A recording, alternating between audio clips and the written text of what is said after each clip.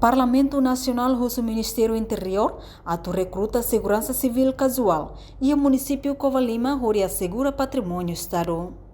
Deputado bancada CNRT Saul Salvador e o Parlamento Nacional Hateteng, município Covalima menos recurso humano, liu segurança civil onde assegura patrimônio público e o município refere.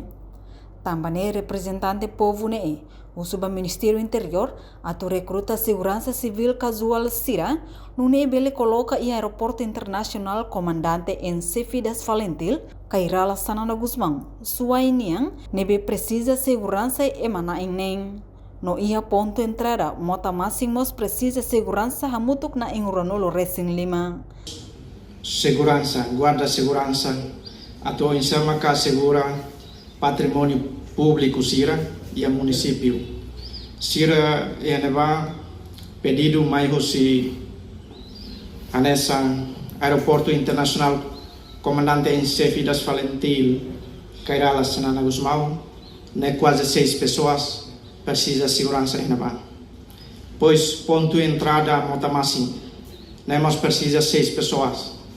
Nebe quase edifício Lubu Kida nessa posto administrativo Maucatar, Fatomea, hoje nemak número nebesira precisa, hamutuk 25 pessoas.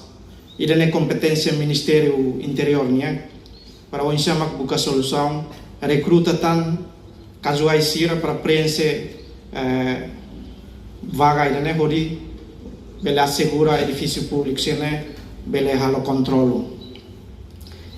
Reportagem Melda Fátima, Televisão Timor Post. Janela informação ba emogoto. Atau tem informação atual dia kliu, kita haluha. Haneham botão subscribe, like. Halo comentário no fahe tutang ba media sosial hotu.